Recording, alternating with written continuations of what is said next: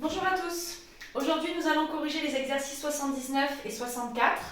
Et ensuite, nous avancerons sur le cours concernant les suites géométriques pour que vous puissiez faire les suivants. On va commencer par le 79 qu'on avait laissé en suspens et qui est un exercice dans lequel on vous demandait uniquement de modéliser la situation en écrivant la relation de récurrence qui permettait d'écrire la suite qui était étudiée. Le premier cas qui vous était proposé était un cas dans lequel on avait une population d'un village qui était de 400 en 2010 et ensuite on vous dit que chaque année la population augmente en moyenne de 15 habitants. On vous dit qu'on note Pn, le nombre d'habitants à l'année 2010 plus n. Donc ici, il faut bien faire attention à ce que signifie ce genre de choses. Le nombre d'habitants en 2010 plus n, ça veut dire que P0, c'est le nombre d'habitants en 2010 plus 0, c'est-à-dire en 2010. Déjà qu'on comprenne bien l'énoncé. Ce qui signifie donc ici que P0, c'est 400, puisqu'on vous dit qu'en 2010, le nombre d'habitants de ce village, c'est 400. Et ensuite, on vous demande de dire quelle va être la relation de récurrence qui lie Pn plus 1 à Pn. Ici, Pn plus 1, c'est le nombre d'habitants à l'année 2010 plus n plus 1.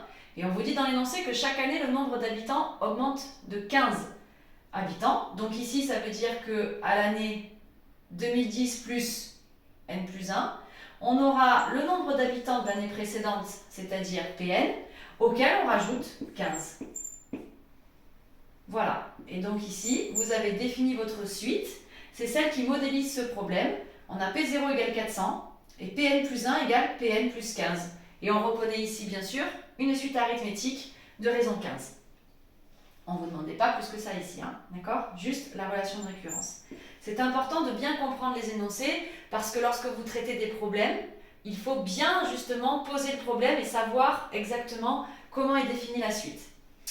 Dans la deuxième partie, on vous proposait une suite qui s'appelle AN, dans laquelle on va calculer les termes de la façon suivante. On vous dit à partir de 4, donc ça veut dire que votre premier terme, alors vous l'appelez U0 ou U1 ici, on ne sait pas trop, hein, peu importe, dans le doute on va l'appeler U0. Donc le premier terme, c'est A0 du coup, puisqu'elle s'appelle A. On vous dit que c'est à partir de 4, donc le premier terme c'est 4. Et ensuite on vous dit que chaque terme est égal à la somme de 2 et de l'inverse du terme précédent. Donc on est bien dans une relation de récurrence, parce que qu'est-ce qu'on vous dit ici? On vous dit qu'un terme est égal à la somme de 2, donc 2 plus, l'inverse du terme précédent, c'est-à-dire 1 sur AN. L'inverse d'un nombre, c'est 1 sur ce nombre. Et donc là aussi, vous avez écrit la relation de récurrence que vérifie cette suite telle qu'elle vous est définie dans l'énoncé. On ne reconnaît pas ici de suite arithmétique dans l'expression de la récurrence. Il faudrait le vérifier, il faudrait faire notre AN plus 1 moins AN, etc. pour être sûr. Le dernier cas, qui est un cas assez classique, qui est une situation que l'on retrouve très souvent dans les exercices. On vous dit qu'on a un réseau social qui comportait 2 millions d'abonnés le premier mois. D'accord? Et ensuite, on vous dit que chaque mois, on a 200 000 nouveaux utilisateurs qui s'inscrivent, mais il y en a 5% des anciens, donc du mois précédent, qui suppriment leur compte. Alors, comment est-ce qu'on va modéliser cette situation? Comment est-ce qu'on va écrire ceci? Déjà, on vous dit que le premier mois, donc U1, puisqu'on vous dit ici que UN, c'est le nombre d'utilisateurs, le nème mois, donc le premier mois, c'est donc U1. Ici, c'est 2 millions. Donc, on a 2 millions d'utilisateurs le premier mois. Et ensuite, comment ça va se passer pour retrouver la relation de récurrence? On vous dit que pour trouver le nombre d'utilisateurs qu'il y aura un certain mois n plus 1, on prend le nombre d'utilisateurs du mois précédent, qui a ici diminué de 5%, puisqu'on vous dit que 5% des anciens utilisateurs suppriment leur compte. Je vous rappelle que diminuer un nombre de 5%, c'est le multiplier par 1 moins 5 centièmes. D'accord? Ça, vous l'avez appris dans les classes précédentes. Le nombre d'utilisateurs du mois précédent, il est diminué de 5%. On prend, si vous préférez, 95%, parce que 1 moins 5 centièmes, ça fait 95 centièmes, donc 95%. Donc on ne prend que 95% des utilisateurs du mois précédent, mais on rajoute, ici on vous dit que chaque mois, il y en a 200 000 nouveaux qui s'inscrivent. Et donc cela va vous donner comme formule de récurrence le fait donc qu'on prend 95% du nombre d'utilisateurs du mois précédent et on rajoute 200 000 utilisateurs chaque mois. Et donc voilà la relation de récurrence ici qui vous permet de définir cette situation et cette suite. UN plus 1, c'est 0,95 fois UN. 0,95, c'est 1 moins 5 centièmes. Plus 200 000. On remarque ici que cette suite n'est ni arithmétique ni géométrique. On multiplie UN par une constante, mais on rajoute aussi une constante ici. On verra plus tard que ce genre de suite s'appelle des suites arithmético-géométriques, parce qu'en fait, c'est un peu un mixte des deux. D'accord ? Voilà, donc cet exercice, ne vous demandez que ça, mais c'est très important, parce que parfois, c'est ces questions-là qui font qu'on peut débuter un exercice correctement. Donc, il fallait qu'on l'ait vu. On refera d'autres exercices, vous verrez, dans lesquels vous avez à traduire comme ça la définition et à voir quelle est la relation de récurrence.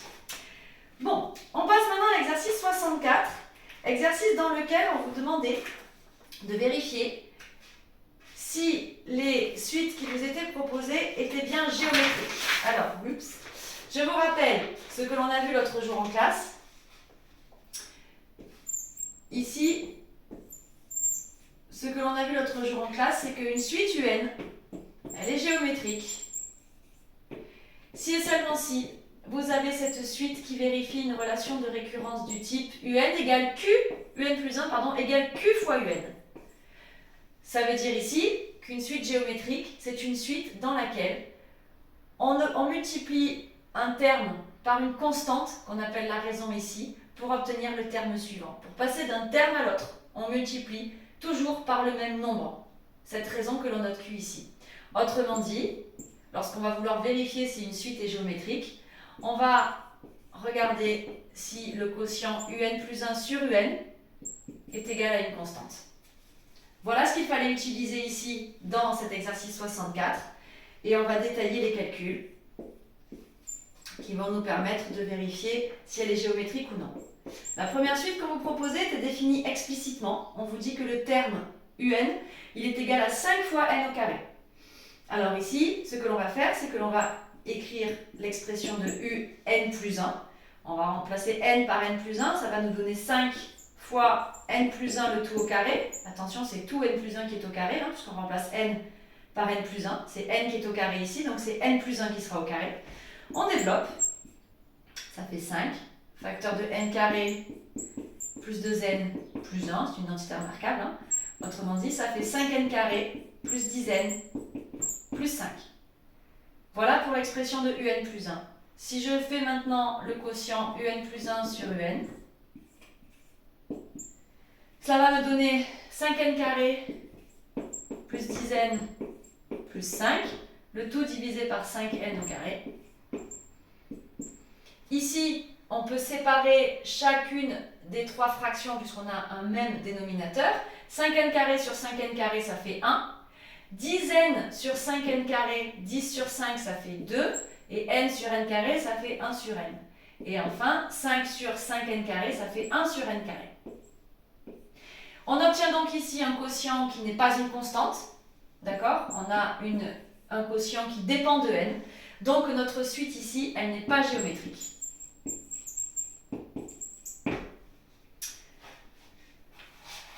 Voilà pour la première. Pour copier, vous mettez sur pause, évidemment, mon tableau est petit, donc je ne peux pas écrire davantage de choses sur ce tableau. Donc pour la trace écrite, vous mettez sur pause et vous copiez, si vous ne l'aviez pas fait avant ça, à la maison. La deuxième suite était définie de la façon suivante. On avait Vn qui est égal à 3 fois 4 exposant n. Alors on verra un tout petit peu plus tard dans cette vidéo qu'en réalité, on aurait pu rapidement remarquer que cette suite est bien géométrique parce que ça, c'est la façon dont on écrit la forme explicite d'une suite géométrique. On ne l'a pas encore démontré, on ne l'a pas encore vu, donc pour l'instant on va utiliser notre technique avec la relation de récurrence. Si j'écris Vn plus 1 sur Vn, Vn plus 1 ici, ça va nous donner 3 fois 4 exposant n plus 1, je remplace n par n plus 1, sur 3 fois 4 exposant n. Il y a bien sûr des simplifications qui s'opèrent ici, les 3 se simplifient. Et ensuite 4 exposant n plus 1 sur 4 exposant n, je vous rappelle que lorsqu'on a un quotient de puissance d'un même nombre, les exposants se soustraient, donc ça fait n plus 1 moins n, c'est-à-dire il nous reste 1. Donc en réalité, il nous reste 4 ici pour tout ce calcul. 4 exposant 1. On a bien une constante, c'est notre raison, et donc notre suite Vn, elle est bien géométrique, de raison 4. Je ne crois pas qu'il demandait le premier terme, non, il demandait juste la raison. Donc la raison c'est 4 ici. La suivante, nous avions Wn qui est 4 exposant n, défini explicitement aussi, sur 3 exposant n plus 1. De la même manière, on va calculer Wn plus 1. On va remplacer n par n plus 1, ça nous fait 4 exposant n plus 1. Sur 3 exposants, alors si je remplace n par n plus 1, ça fera n plus 1 plus 1, donc ça fera n plus 2. Et lorsque je vais calculer le quotient Wn plus 1 sur Wn, ici, ça va me donner 4 exposant n plus 1 sur 3 exposant n plus 2, mon Wn. Je divise par Wn, donc je multiplie par l'inverse de Wn, autrement dit 3 exposant n plus 1 sur 4 exposant n. Là encore, il y a des simplifications qui s'opèrent. Nous avons 3 exposants n plus 1 sur 3 exposants n plus 2. Les exposants se soustraient ici. N plus 1 moins n plus 2. Il me reste ici 3 au dénominateur. D'accord? Ici, n plus 1 va se barrer avec ce n plus 1 qu'ici. Il me resterait 1 en bas. Et enfin, 4 exposants n plus 1 sur 4 exposants n. Il me reste 4 au numérateur. Et donc finalement, Wn plus 1 sur Wn, ça nous donne 4 tiers. Ce genre de calcul-là, avec les puissances, si vous avez des questions et si vous avez besoin qu'on y revienne, on y reviendra en classe la semaine prochaine. D'accord? Il faut bien revoir vos formules, bien revoir vos formules sur les puissances. Et notamment ici, le fait que x exposant m sur x exposant n nous donne x exposant m moins n. C'est ce qu'on a utilisé ici à chaque fois. D'accord? Bien. Donc celle-ci, elle est bien géométrique, c'est une constante. Donc on a ici notre suite Wn qui est géométrique de raison 4 tiers.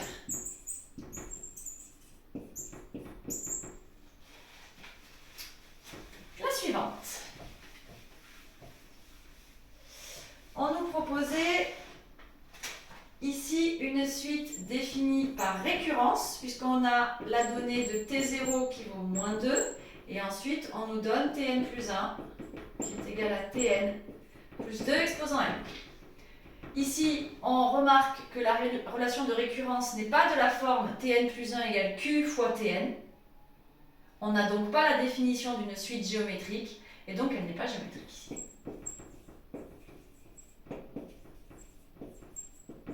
Nous n'avons pas ici la définition de la récurrence d'une suite géométrique. Si vous faites ici Tn plus 1 sur Tn, là ce sera un peu plus long comme calcul, un peu plus pénible. Là il suffit de travailler sur la définition. Nous avons une suite géométrique si et seulement si Tn plus 1 égale Q fois Tn. Ce n'est pas le cas ici, donc ça ne fonctionne pas. On utilise uniquement la définition. Le cinquième, ici elle s'appelle, ça doit être un K, ouais c'est un K. Alors la suite Kn est définie explicitement par K fois moins 5 exposant n sur 3. Là aussi, on aurait pu utiliser ce que l'on va démontrer tout à l'heure, c'est-à-dire remarquer que cette expression explicite est celle d'une suite géométrique. On n'a pas encore vu. Donc on fait comme ça marche toujours. On calcule Kn plus 1, c'est donc 4 fois moins 5 exposant n plus 1 sur 3. Et on va ici effectuer notre quotient. Ça nous donne 4 fois moins 5 exposant n plus 1 sur 3, multiplié par l'inverse de Kn, c'est-à-dire 3 sur 4 fois moins 5 exposant n. Les 3 se simplifient, les 4 également. Il nous reste moins 5 exposant n plus 1 sur moins 5 exposant n. Les exposants se soustraient, n plus 1 moins n, ça fait 1. Il nous reste donc juste moins 5 exposant 1, c'est-à-dire moins 5. Et donc notre suite Kn, elle est géométrique. Deux raisons, moins 5. Ça bouge un peu ça. Ça c'est la raison. On tombe sur une constante quand on fait Kn plus 1 sur Kn. Enfin, on vous proposait dans la 6e question une suite définie par récurrence. On a la donnée de z0 qui vaut 4 et on vous dit que zn plus 1 est égal à moins 3 fois zn. Ici, nul besoin de faire de calcul, même si ce serait immédiat. Zn plus 1 sur zn, ça fait moins 3, c'est la définition. On a bien ici la relation de récurrence d'une suite géométrique de raison moins 3.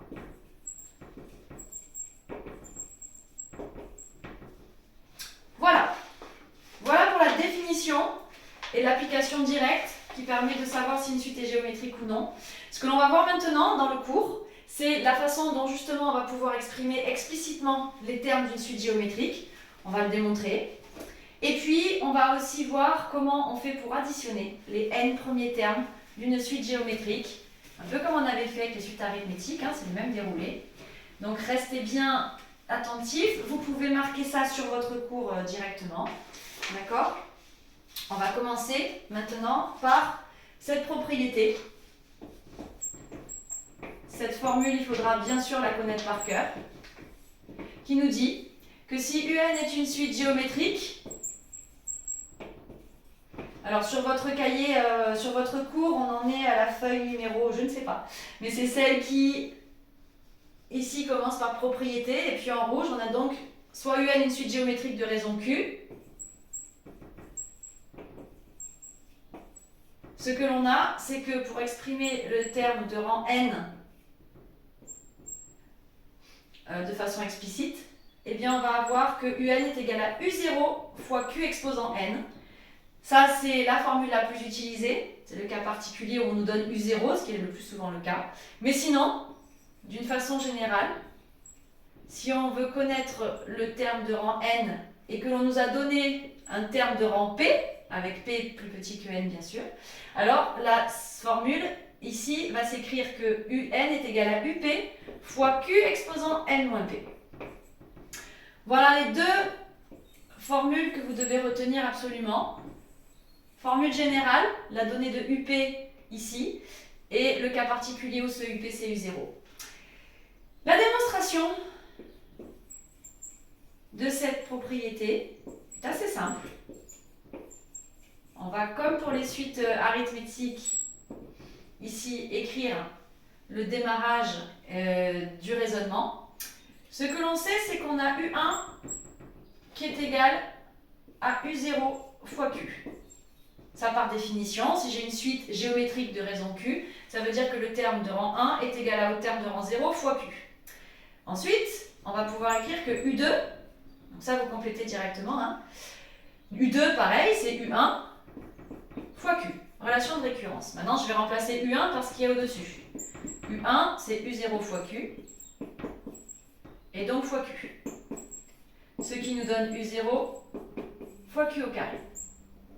On continue. Si j'écris U3, par définition, c'est U2 fois Q. Je vais remplacer U2 par U0 fois Q au carré, qu'il faut donc multiplier par Q ici, et ça nous donne U0 fois Q au cube, etc., etc. La dernière ligne ici que l'on va pouvoir écrire, c'est que UN, ça va être égal à Q fois UN-1. Mais le UN-1, si vous avez compris le processus ici, c'est U0 fois Q exposant N-1. Donc c'est Q fois U0 fois Q exposant N-1. Autrement dit, c'est U0 fois Q exposant N. Parce que Q exposant 1 fois Q exposant N-1, les exposants s'additionnent. N-1 plus 1, ça fait N. Et donc vous obtenez cette formule dans le cas où on est parti de U0, U1, etc. Si on déroulait le même raisonnement exactement à partir non pas de U0 mais de UP, on se retrouverait avec exactement la même chose, sauf qu'il y a bien sûr un décalage, c'est le nombre de lignes en fait, hein. Il y a un décalage ici dans l'exposant. Voilà la démonstration de cette formule explicite qui va nous permettre d'une part de pouvoir calculer un terme de rang quelconque directement en fonction de n. On va pouvoir calculer U22, U100, U522 si on en a envie, mais aussi de pouvoir reconnaître si une suite est géométrique ou non. Dans l'exercice précédent, il y avait deux cas dans lesquels on avait une expression explicite qui était de cette forme-là. Cela nous aurait permis de déduire directement que notre suite est bien géométrique. Alors dans le cours, il y a un petit exemple en dessous de la démonstration. Ici, on vous dit par exemple que si on a une suite Vn qui est géométrique de raison Q égale 2 et de premier terme V1 égale 3, cela va nous permettre d'exprimer explicitement chaque terme de rang n. Le terme de rang n va s'écrire, alors ici attention, hein, on nous donne V1, donc c'est V1 fois Q exposant n-1. Attention au décalage, autrement dit ici ça nous fait 3 fois 2 exposant n-1. Et voilà, du coup, l'expression explicite, ce qui nous permettrait par exemple, si on veut calculer V10, c'est 10, oui, de dire que c'est 3 fois 2 exposant 10 moins 1, c'est-à-dire 9, et 3 fois 2 exposant 9, ça fait 1536.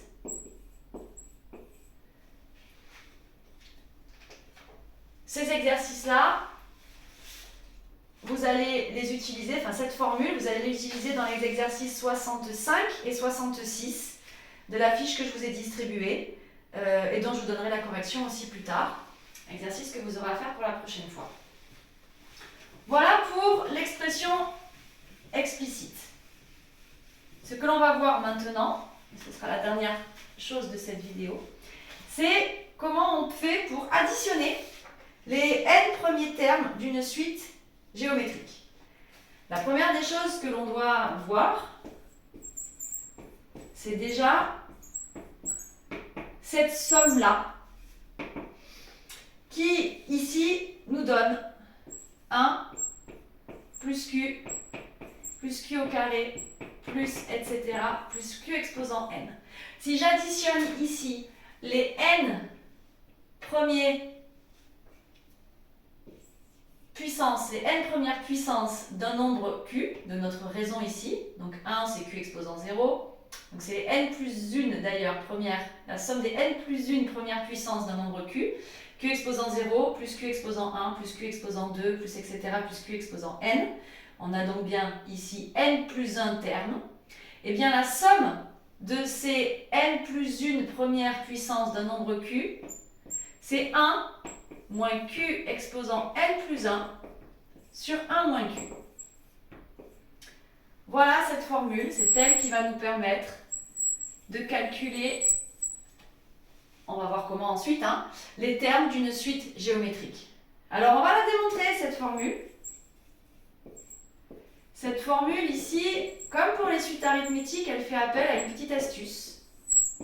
Vous allez voir. On va appeler grand S cette somme. Donc 1 plus Q au carré, plus etc., plus Q exposant n. Ça, c'est ce que l'on veut calculer. On va multiplier cette somme par Q, c'est-à-dire on va calculer Q fois S.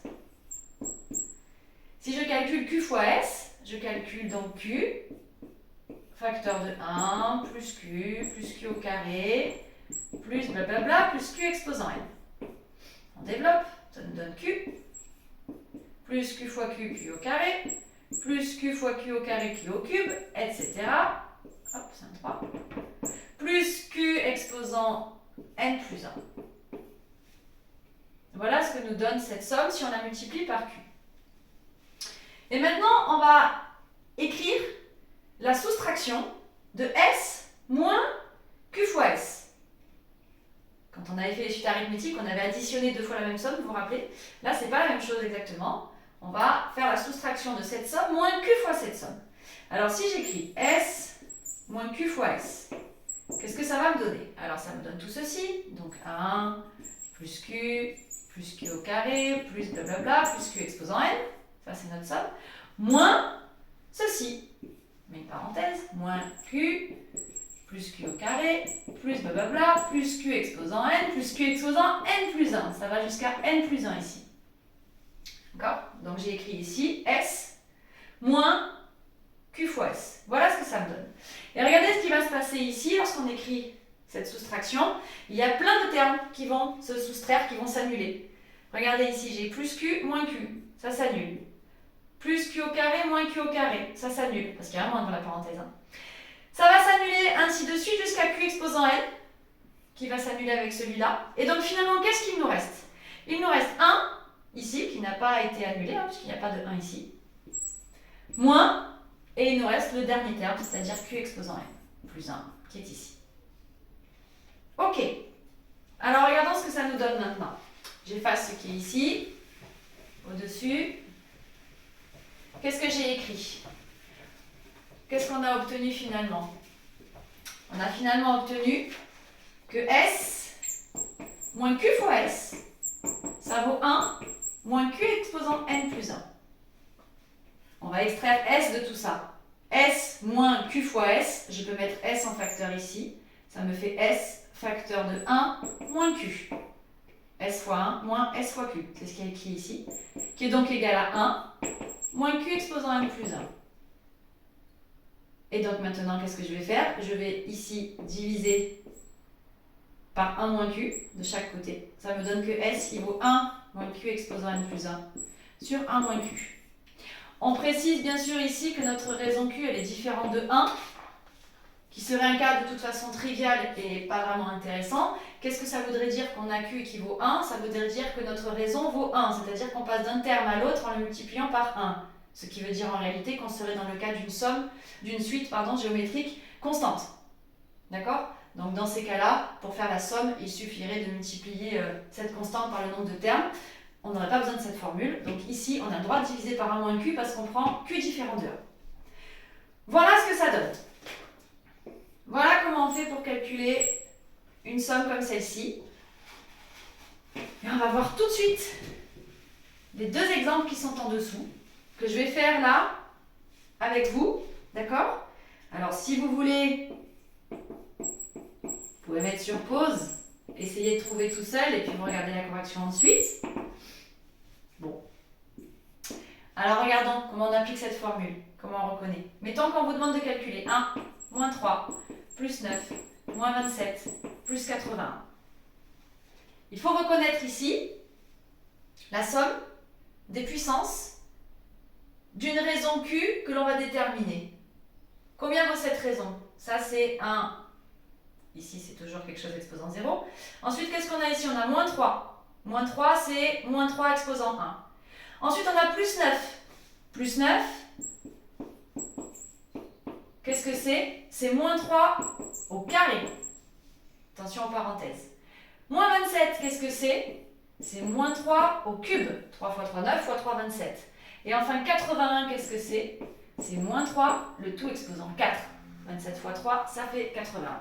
Donc, qu'est-ce qu'on reconnaît ici? On reconnaît la somme des 5 premières puissances du nombre moins 3.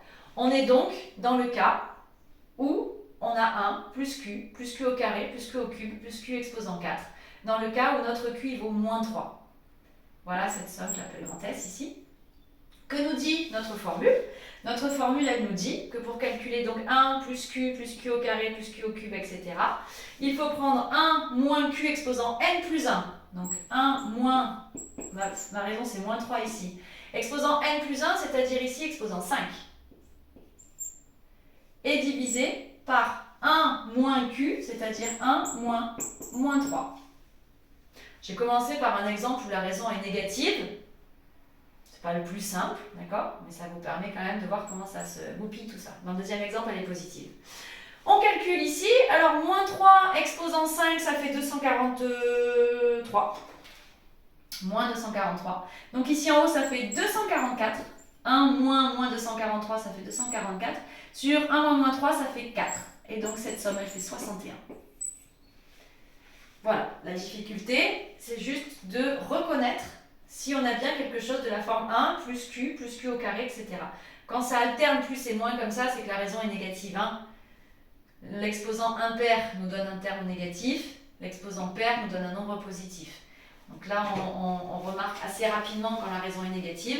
Et ensuite, il suffit de trouver cette raison. Alors le premier, ici, ça nous donne. Hein. Si ça fonctionne, ça nous le donne. Hein. On l'a exposant 1, là. D'accord? Ok. Et le dernier exemple, exemple suivant, nous proposer de calculer 5 plus 25 plus 125 plus 625 plus 3125. Ok. Alors là, on voit apparaître sans difficulté que nous avons ici 5 exposant 1, plus 5 au carré, plus 5 au cube, plus 5 exposant 4, plus 5 exposant 5. Bon. Ici, ce que l'on va remarquer d'abord, c'est que, attention, il n'y a pas le 5 exposant 0 là.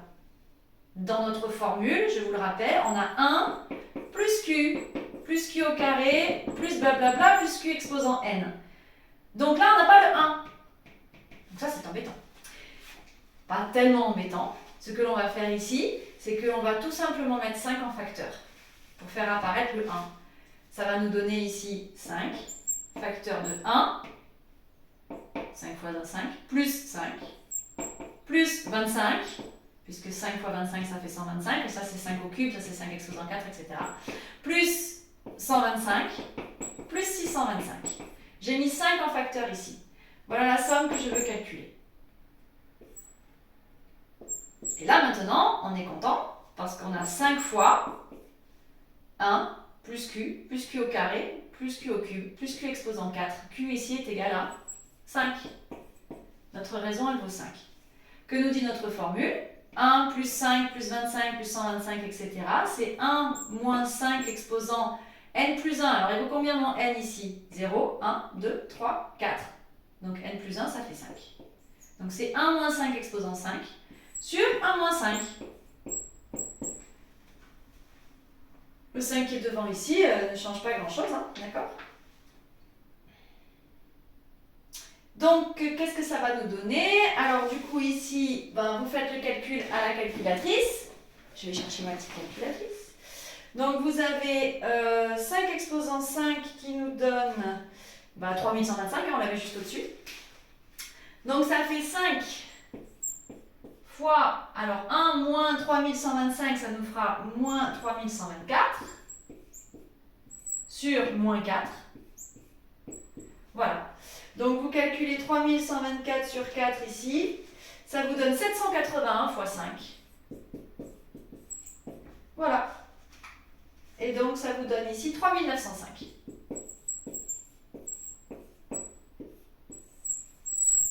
Voilà.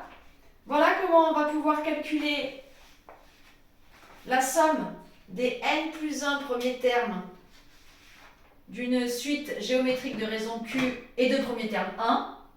Et on verra sur d'autres exercices comment on va s'y prendre du coup pour appliquer cette formule lorsqu'on va calculer la somme des n plus 1 premiers termes d'une suite géométrique. Donc ce que je vous propose, c'est que maintenant qu'on a vu tout ça, vous fassiez pour la prochaine fois les exercices 65 et 66. Ça, ce sont les deux exercices qui vont vous permettre d'utiliser la formule explicite.